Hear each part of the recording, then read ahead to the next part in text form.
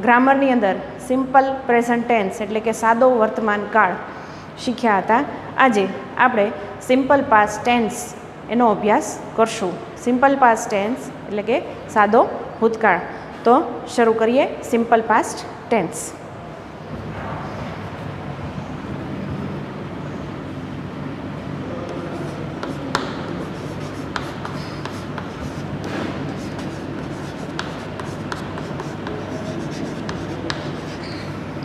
Simple past tense. વિદ્યાર્થી મિત્રો, simple past tense એટલે શું? કે જ્યારે કોઈ પણ ક્રિયા ભૂતકાળમાં ચાલુ થઈ છે અને પૂર્ણ પણ થઈ ગઈ છે, એટલે કે કોઈ પણ ક્રિયા ભૂતકાળ બની ચૂકી છે, તો એવી ક્રિયા માટે આપણે સિમ્પલ પાસ્ટ ટેન્સનો ઉપયોગ કરીએ છીએ. કોઈ પણ ક્રિયા શરૂ થઈ અને ભૂતકાળમાં પૂર્ણ થઈ ગઈ હોય એને આપણે સિમ્પલ પાસ્ટ ટેન્સ કહીએ છીએ. તો 2-3 એક્ઝામ્પલ આપણે લઈ લઈએ.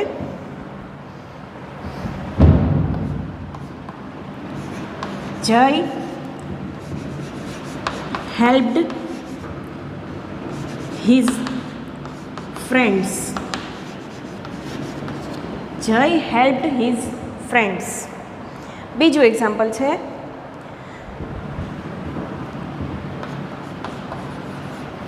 The children visited the zoo.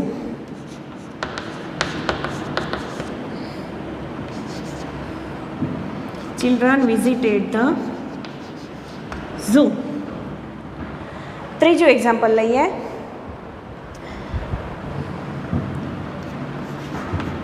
Asha gave me her pen.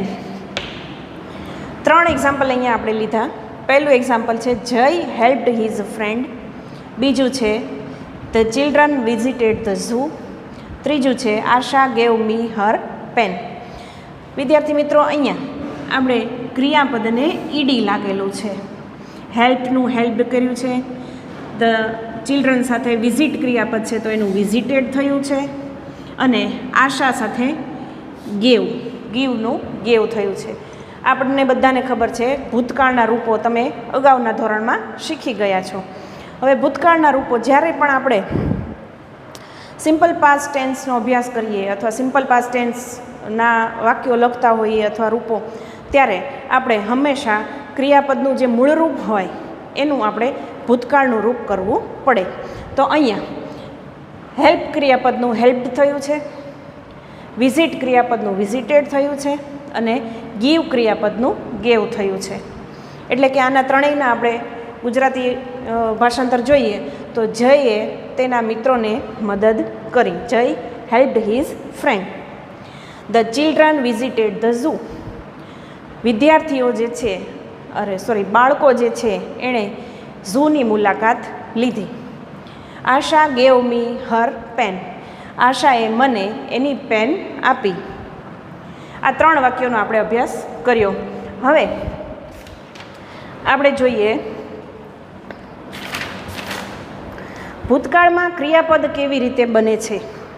સૌ પ્રથમ આપણે જોઈએ ભૂતકાળમાં ક્રિયાપદ કેવી રીતે બને. એના પણ અલગ અલગ નિયમો આપણે જોઈએ.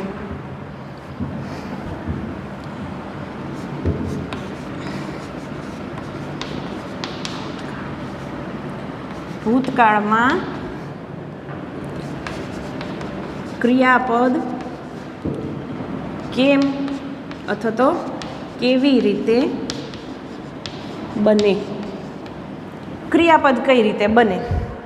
વિદ્યાર્થી મિત્રો, આપણે સિમ્પલ પ્રેઝન્ટ ટેન્સની અંદર જોયું હતું કે ત્રીજો પુરુષ એકવચન હોય તો આપણે ક્રિયાપદને એસ કે ઈએસ લગાડતા હતા. ત્રીજો પુરુષ એકવચન સિવાયના કોઈ પણ કરતા હોય તો આપણે ક્રિયાપદનું મૂળરૂપ મૂકતા હતા. બરાબર? તો આમાં એવા કોઈ જાતના ઝંઝટમાં પડવાનું નથી. આમાં ગમે તે પુરુષ હોય, ગમે તે વચન હોય, ગમે તે ક્રિયાપદ હોય, આપણે એને ભૂતકાળના રૂપ જ બનાવવાના છે. ઓલામાં જેમ જુદું જુદું હતું કે મૂળ રૂપ આવે, એસ કે ઈએસ વાળું રૂપ આવે, આમાં એવું કાંઈ જ નથી. તો સૌ પ્રથમ પહેલો નિયમ ક્રિયાપદ કેવી રીતે બને એનો જોઈએ. તો કે સામાન્ય રીતે અમુક ક્રિયાપદો એવા હોય કે જેને ડી કે ઈડી પ્રત્યય લગાડવાથી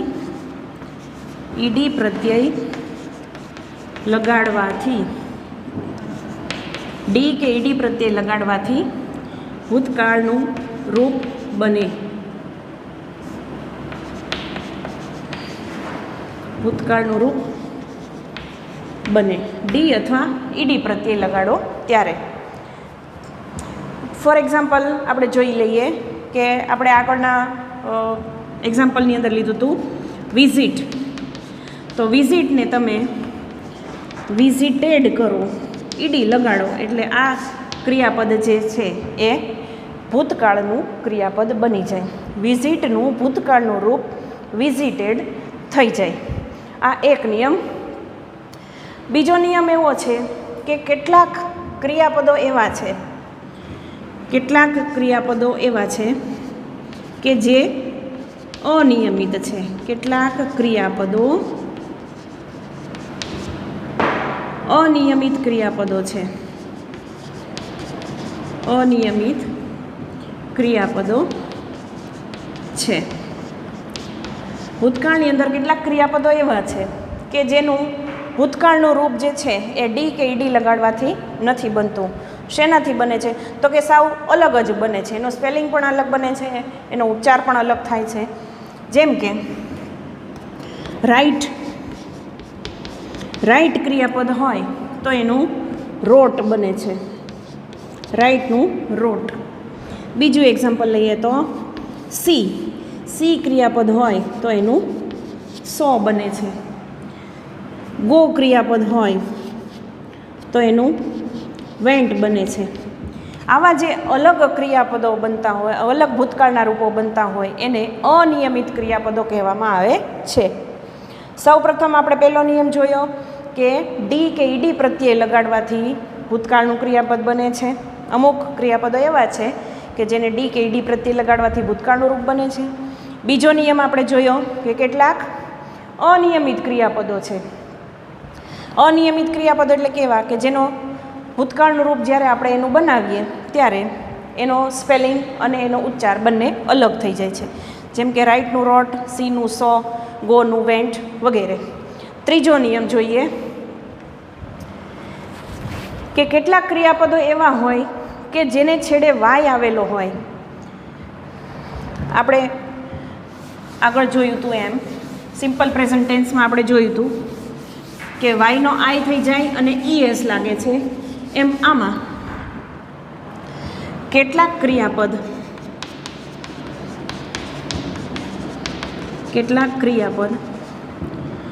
ને છેડે વાય આવેલો હોય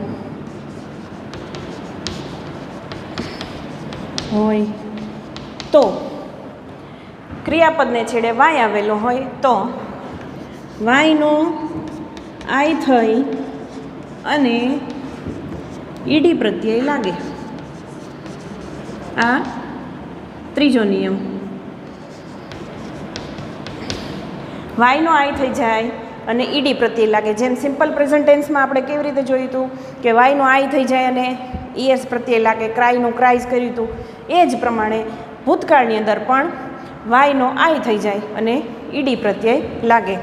જેમ કે ક્રાય, તો ક્રાયનું CRIED, ક્રાયનું ક્રાઇડ થઈ ગયું. વાયનો આઈ થયો અને ઈડી પ્રત્યય લાગ્યો. બીજું એક્ઝામ્પલ લઈએ તો કેરી, CARRY, કેરી એટલે લઈ જવું. તો એનું ભૂતકાળનું રૂપ બનાવવું હોય તો CARRIED, કેરીનું કેરીડ ક્રિયાપદ બનશે. તો આ થયો ત્રીજો નિયમ. હવે આગળ જોઈએ સાદા ભૂતકાળની ઓળખ આપતા શબ્દો. સાદા ભૂતકાળની ઓળખ આપતા શબ્દો. હજી મિત્રો એક નિયમ આપણે જોવાનો બાકી રહી ગયો. એ નિયમ છે કે કેટલાક ક્રિયાપદો ભૂતકાળના એવા બને છે કે જેના મૂળરૂપ અને ભૂતકાળના રૂપ બંને સમાન થાય છે. ચોથો નિયમ લઈ લઈએ. કેટલાક ક્રિયાપદોના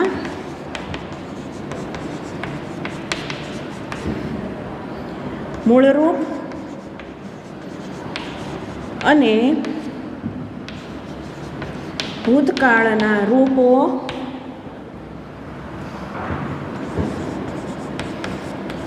સરખા હોય છે.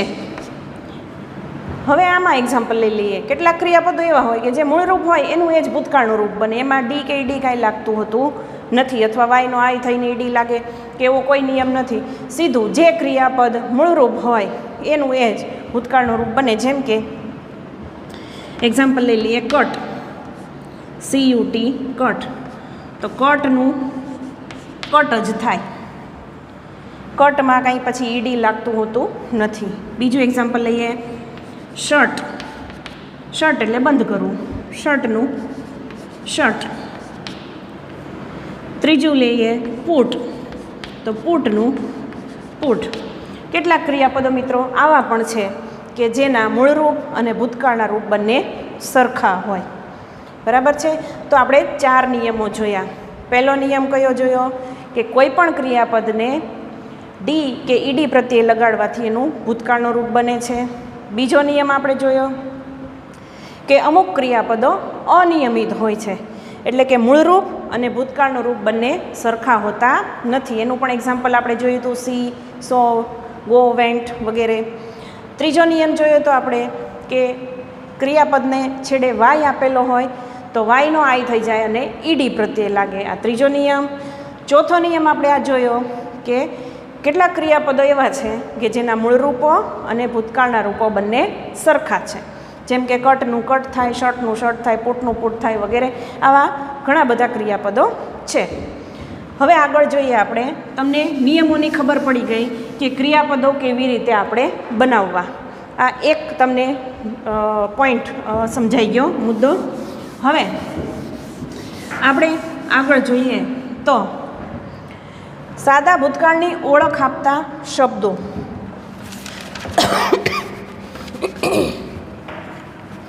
ઓળખ આપતા શબ્દો.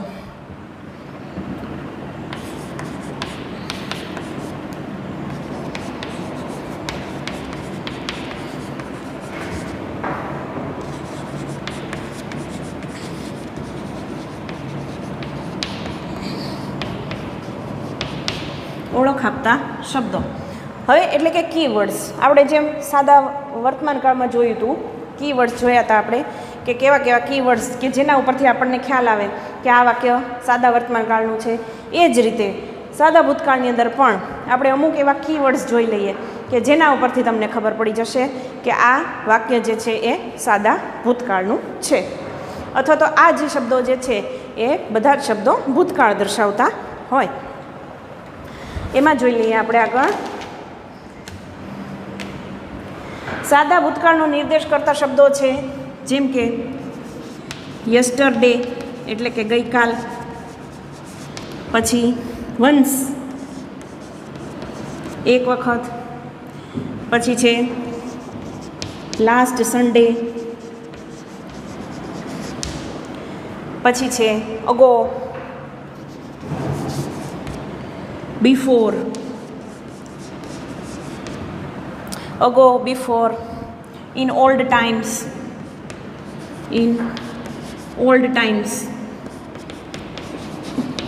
અથવા તો in ancient time એમ પણ આપણે કહી શકીએ.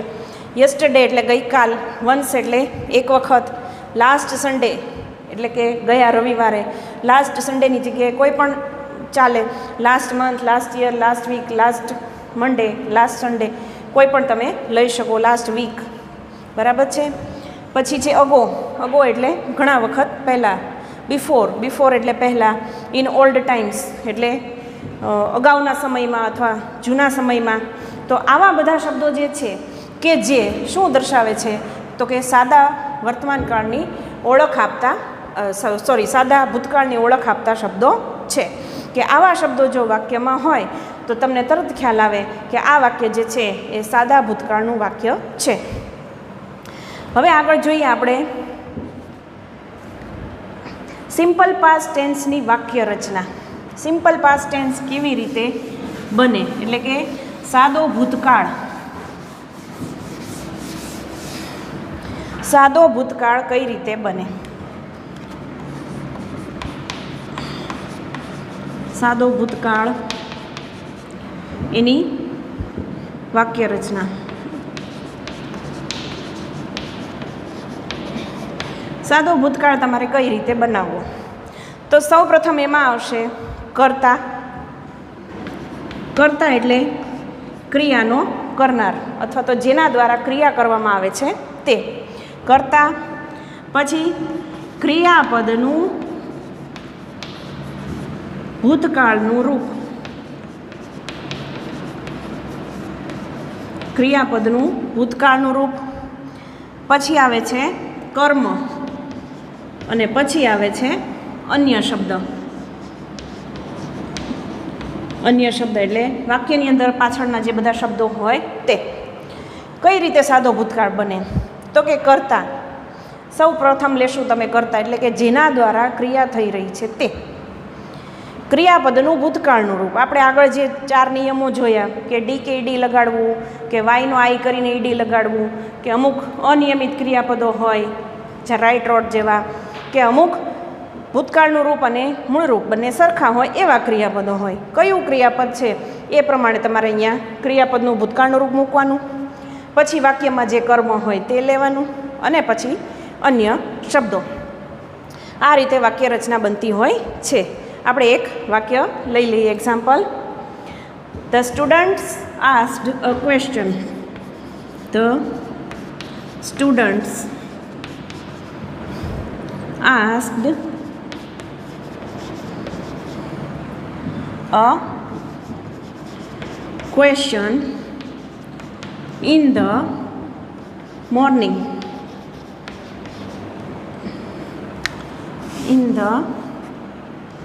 Question in the morning.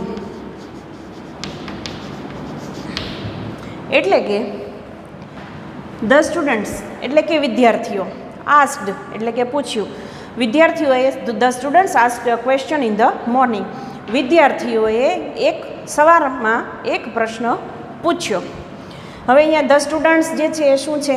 તો કે કર્તા છે. વાક્ય રચના પ્રમાણે જોઈ લઈએ. સ્ટુડન્ટ્સ જે છે એ કર્તા છે. ક્રિયાપદનું ભૂતકાળનું રૂપ શું છે? આસ્કનું આસ્ક્ડ છે, ઈડી છે, ઈડી લાગેલું છે. પછી અ ક્વેશ્ચન કર્મ અને અન્ય શબ્દો. In the morning. The students asked a question in the morning. આ એક વાક્ય રચના પ્રમાણે આપણે એનું વાક્ય રચના જોઈએ અથવા ભૂતકાળનું વાક્ય કેમ બને એ આપણે જોયું.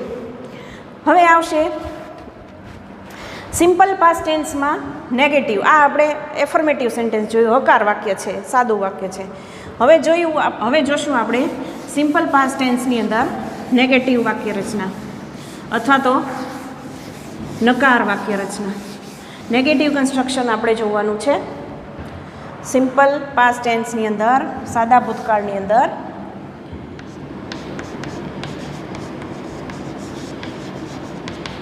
નેગેટિવ કન્સ્ટ્રક્શન એટલે કે નકાર વાક્ય, નકાર રચના. નકાર રચના આપણે જોવાની છે કે સાદા ભૂતકાળની અંદર નકાર વાક્ય કઈ રીતે બને. તો હવે એના માટે આપણે જોઈએ તો કે જો જેમ હવે તમે નકાર વાક્ય જ્યારે કરશો ત્યારે ભૂતકાળમાં તમારે ડીડ મૂકવું પડશે. શું મૂકવું પડશે? ડીડ.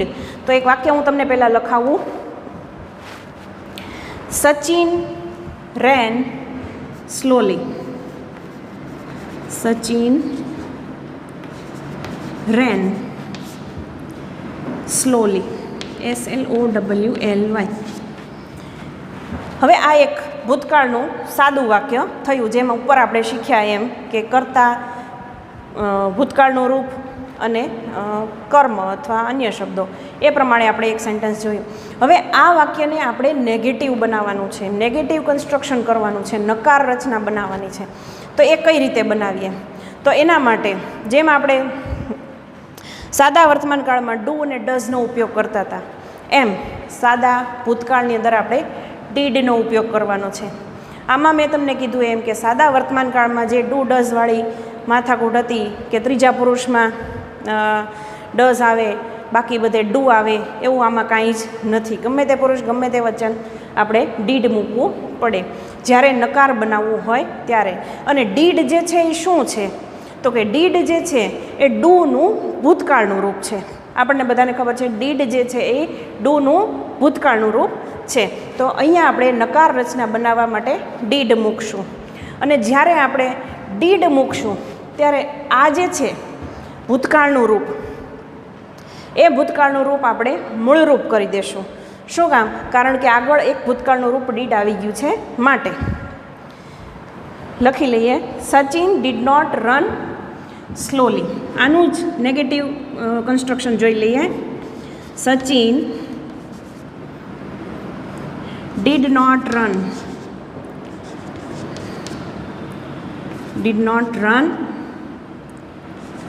સ્લોલી. હવે બંનેનો અર્થ જોઈ લઈએ. તો આ વાક્યનો અર્થ થાય છે કે સચિન રેન સ્લોલી. સચિન ધીમેથી દોડ્યો, ભૂતકાળ છે. હવે એ જ વાક્યને આપણે નેગેટિવ કર્યું. Sachin did not run slowly. Sachin ધીમું ધીમું દોડ્યો નહીં, અથવા સચિન ધીમું દોડ્યો નહીં. આ જ વાક્ય આમાં સચિન ધીમું દોડ્યો, આમાં સચિન ધીમું દોડ્યો નહીં, અથવા ધીમે ધીમે દોડ્યો નહીં. Did not run slowly. હવે અહીંયા ડીડ મૂક્યું છે આપણે ડુનું ભૂતકાળનું રૂપ, અને અહીંયા રેન જે છે ભૂતકાળ રનનું, એનું આપણે અહીંયા મૂળરૂપ ફરી પાછું કરી દીધું છે. ડીડ મૂક્યું છે એટલે અહીંયા રન થઈ જશે.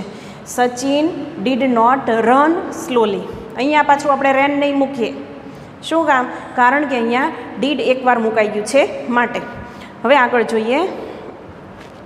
નકાર વાક્યની હું તમને વાક્ય રચના લખાવી દઉં. નેગેટિવની વાક્ય રચના લઈ લઈએ. Negative construction.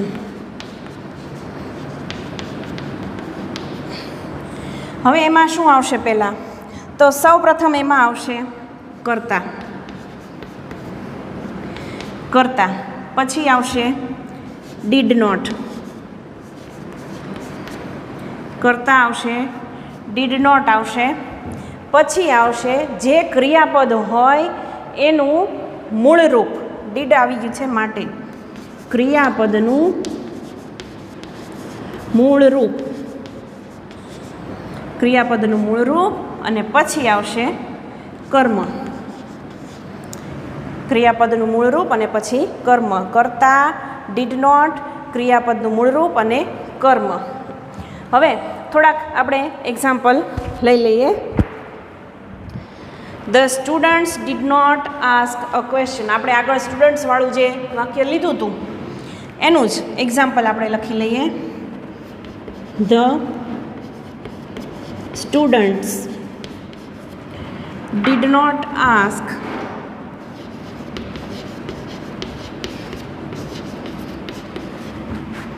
a question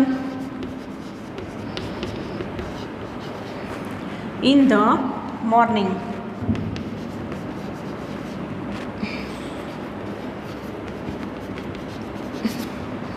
Students did not ask a question in the morning.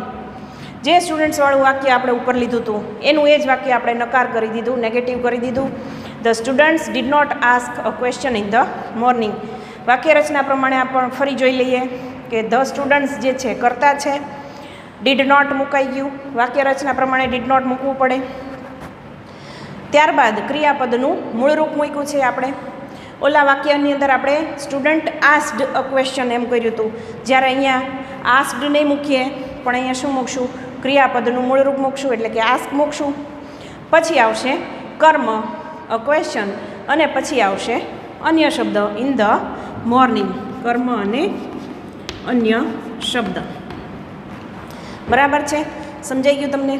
હવે થોડાક એક્ઝામ્પલ આપણે લેતા જઈએ અને એનું નકાર કરતા જઈએ. વાક્ય રચના પ્રમાણે આપણે એક્ઝામ્પલ લેતા જઈએ અને નકાર વાક્ય બનાવતા જઈએ. હવે એમાં પહેલું છે the teacher taught us. The teacher taught. The teacher taught us grammar. આ સાદું વાક્ય આપણે લીધું. The teacher taught us grammar. અહીંયા ટોટ જે છે એ શેનું ભૂતકાળનું રૂપ છે તો કે ટીચનું. ટીચ એટલે શીખવવું. The teacher taught us grammar એટલે કે ટીચરે અમને ગ્રામર શીખવ્યું. હવે આને આપણે નેગેટિવ રચના કઈ રીતે બનાવશું તો કે ધ ટીચર ડીડ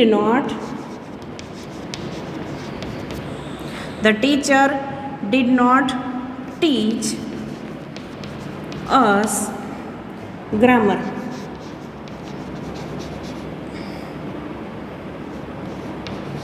ટીચરે અમને ગ્રામર શીખવ્યું નહીં. પહેલા વાક્યનો અર્થ થશે ટીચરે અમને ગ્રામર શીખવ્યું. બીજા વાક્યમાં આપણે નકાર કરી નાખ્યું કે the teacher did not teach us grammar. ટીચરે અમને ગ્રામર શીખવ્યું નહીં. અહીંયા ટોટ છે, ભૂતકાળનું રૂપ છે. નેગેટિવ કન્સ્ટ્રક્શનની અંદર આપણે ડીડ મૂકીએ છીએ. ડીડ અને નોટ બંને. ડીડ અને નોટ બંને મૂકીએ છીએ એટલે આપણે અહીંયા ભૂતકાળનું રૂપ મૂકતા નથી, પણ શું મૂકીએ છીએ? મૂળ રૂપ મૂકીએ છીએ. બીજું ઉદાહરણ લઈએ. He ate apple. He ate apples. તેણે સફરજન ખાધા. એટ ઈટનું ભૂતકાળનું રૂપ છે, આપણને બધાને ખબર છે. એ જ પ્રમાણે આ જ પ્રમાણે કન્સ્ટ્રક્શન ફરી જોઈ લઈએ. કરતા પહેલો હી. પછી નેગેટિવ વાક્ય રચના આપણે જોઈ હતી કે નેગેટિવ વાક્ય રચનામાં કરતા પછી did not, he did not.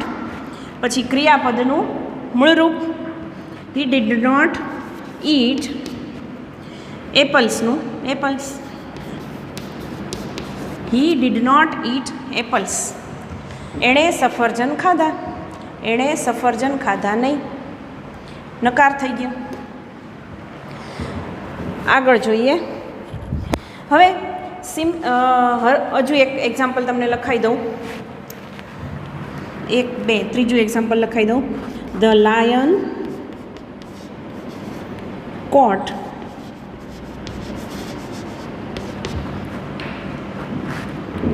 A mouse. The lion caught a mouse. સિંહે ઉંદર પકડ્યો. માઉસ એટલે ઉંદરને, કોટ એ કેચનું ભૂતકાળનું રૂપ છે. એનું આપણે નેગેટિવ કરી નાખીએ. The lion did not. શું આવશે ડીડ નોટ પછી? કેચ. અહીંયા કોટ છે, અહીંયા આપણે ડીડ મૂકી દીધું નકાર વાક્યમાં. એટલે કોટનું ભૂતકાળ રૂપ કોટ નહીં મૂકતા આપણે શું મૂકશું? કેચ એટલે કે મૂળ રૂપ.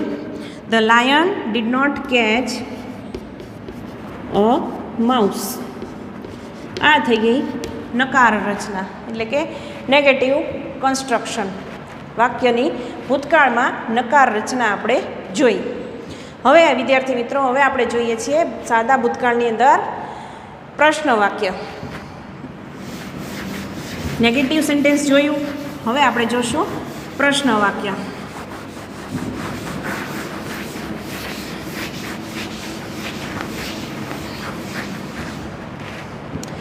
પ્રશ્ન વાક્યમાં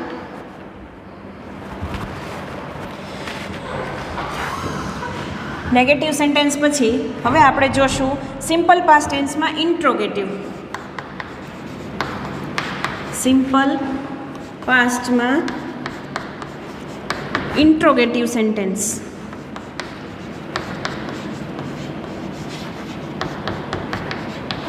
ઇન્ટ્રોગેટિવ એટલે પ્રશ્ન રચના. પ્રશ્ન કેવી રીતે બને? સિમ્પલ પાસ્ટ ટેન્સમાં આપણે પ્રશ્ન કઈ રીતે બને? આગળ સિમ્પલ પ્રેઝન્ટમાં આપણે જોયું હતું કે પ્રશ્ન પૂછવા માટે આપણે ડુ કે ડઝનો ઉપયોગ કરતા હતા.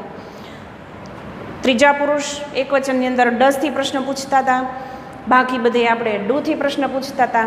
જ્યારે આની અંદર ફરીવાર કહું છું કે એવી કોઈ જ બાબત આવતી નથી. આમાં માત્ર ને માત્ર ડીડથી પ્રશ્ન પૂછવાનો થાય છે. તો ફરીવાર જોઈ લઈએ. સિમ્પલ પાસ્ટ ટેન્સમાં ઇન્ટ્રોગેટિવ કન્સ્ટ્રક્શન એટલે કે પ્રશ્ન રચના બનાવીએ. હવે એક એક્ઝામ્પલ લખાવું. He draw a rangoli. He draw a rangoli yesterday. He drew a rangoli yesterday. હવે આનું આપણે ડ્રો લીધું છે. અહીંયા ડ્રો એટલે ડ્રૂનું ભૂતકાળનું રૂપ છે ડ્રો. રંગોલી યસ્ટરડે. યસ્ટરડે જે છે એ ભૂતકાળની ઓળખ આપતો શબ્દ છે. યસ્ટરડે એટલે ગઈકાલ. હવે આનું આપણે ડીડથી પ્રશ્ન બનાવવાનો થશે. તો સૌ પ્રથમ આપણે લેશું ડીડ, પછી આપણે લેશું કરતા. Did he draw a rangoli yesterday. શું તેણે ગઈકાલે રંગોળી દોરી?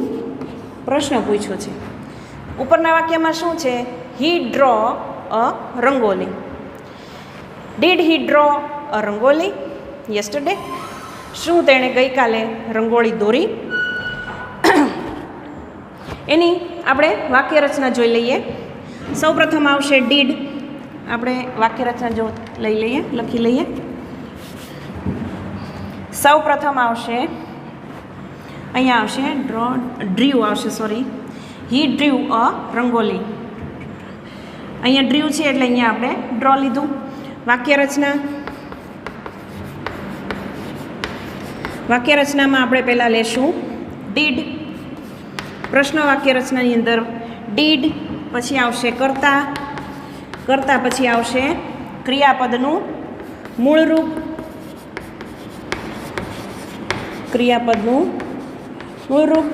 ક્રિયાપદના મૂળ રૂપ પછી આવશે કર્મ અને અન્ય શબ્દ.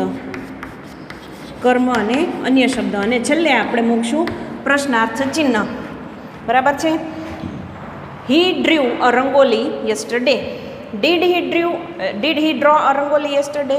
અહીંયા પણ એ જ રીતે સૌ પ્રથમ વાક્ય રચનામાં ડીડ, પછી કરતા છે અહીંયા હી તે, પછી ડ્રો એટલે ક્રિયાપદનું મૂળરૂપ, પછી આવશે કર્મ એટલે કે રંગોલી અને અન્ય શબ્દ અથવા ઓળખ આપતો શબ્દ, અને પછી છેલ્લે આવશે પ્રશ્નાર્થ ચિહ્ન. તો થોડાક પ્રશ્નાર્થ વાક્યોના એક્ઝામ્પલ પણ તમને લખાવું. લઈ લઈએ. Did he cell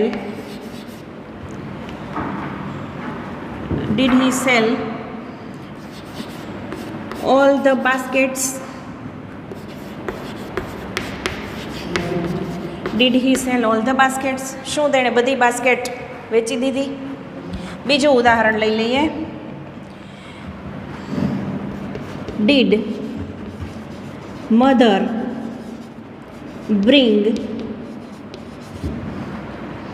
a new sari? શું મમ્મીએ નવી સાડી લીધી અથવા લાવ્યા? ત્રીજું એક્ઝામ્પલ જોઈ લઈએ.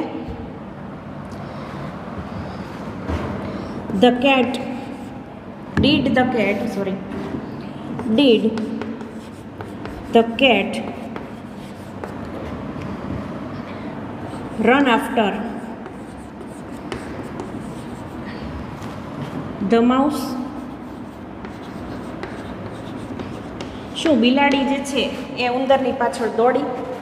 Did the cat run after the mouse? બરાબર છે? તો અહીંયા ત્રણ વાક્યો આપણે લખ્યા. હવે એક વાક્ય આપણે એવું લઈએ કે જેની અંદર ઇન્ટ્રોગેટિવ પણ આપણે કરી નાખીએ, એનું નેગેટિવ પણ કરી નાખીએ. એક એક્ઝામ્પલ આપણે લઈ લઈએ. આ લીધા આપણે એક્ઝામ્પલ ઇન્ટ્રોગેટિવના એટલે કે પ્રશ્નાર્થ વાક્યના. હવે એક એક્ઝામ્પલ આપણે લઈએ. એમાં આપણે નેગેટિવ કન્સ્ટ્રક્શન અને ઇન્ટ્રોગેટિવ બંને આપણે એક જ સેન્ટેન્સની અંદર લઈ લઈએ એટલે તમને ડિફરન્સ તરત જ ખ્યાલ આવશે. હવે એની અંદર છે ધ ગર્લ્સ, એક વાક્ય લઈએ આપણે. The girls decorated the class, એટલે કે છોકરીઓએ, ગર્લ્સે ક્લાસ ડેકોરેટ કર્યો. હવે આપણે નેગેટિવ કન્સ્ટ્રક્શન લઈ લઈએ તો કેવી રીતે બનશે? ધ ગર્લ્સ, વાક્ય રચના પ્રમાણે મૂકતા જઈએ આપણે. ધ ગર્લ્સ પછી આવશે did not. The girls did not, પછી અહીંયા ડીડ આવી ગયું છે એટલે ડેકોરેટેડનું શું થઈ જશે? માત્ર મૂળરૂપ એટલે કે decorate. The girls did not decorate the class. The girls did not decorate the class. છોકરીઓએ ક્લાસ શણગાર્યો. The girls decorated the class. The girls did not decorate the class. છોકરીઓએ ક્લાસ શણગાર્યો નહીં. ઇન્ટ્રોગેટિવ લઈ લઈએ, પ્રશ્ન રચના લઈ લઈએ. પ્રશ્ન રચનામાં આપણે સૌથી પહેલું મૂકશું ડીડ, પછી મૂકશું આપણે કરતા. Did the girls, did the girls, પછી મૂકશું આપણે ડેકોરેટ એટલે કે મૂળરૂપ. Did the girls decorate the class, અને છેલ્લે પ્રશ્નાર્થ ચિહ્ન. Did the girls decorate the class. હવે વિદ્યાર્થી મિત્રો, આના તમારે યસ અને નોમાં જવાબ આપવાના હોય તો શું કરો? આ માની લો કે પ્રશ્ન તમને પૂછવામાં આવ્યો છે, એનો એક જવાબ આપણે યસમાં અને એક જવાબ આપણે નોમાં આપીએ તો કઈ રીતે અપાશે? જ્યારે આ વાક્ય રચના જે છે એ પ્રશ્ન વાક્ય રચના હોય કે નેગેટિવ કન્સ્ટ્રક્શન હોય કે કોઈ પણ હોય, એ તમે જ્યારે તમારા પાઠ્યપુસ્તકમાંથી તમારે પેરેગ્રાફ ઉપરથી આન્સર લખવાના આવશે, ક્વેશ્ચન આન્સર, એમાં પણ તમને આ કન્સ્ટ્રક્શન જો તમે શીખેલા હો તો એમાં પણ તમને આ ખ્યાલ આવશે. હવે આ જે પ્રશ્ન આપણે બનાવ્યો છે એનો આપણે એક યસમાં અને એક નોમાં આન્સર આપી દઈએ. પહેલો આપણે લઈ લઈએ યસ.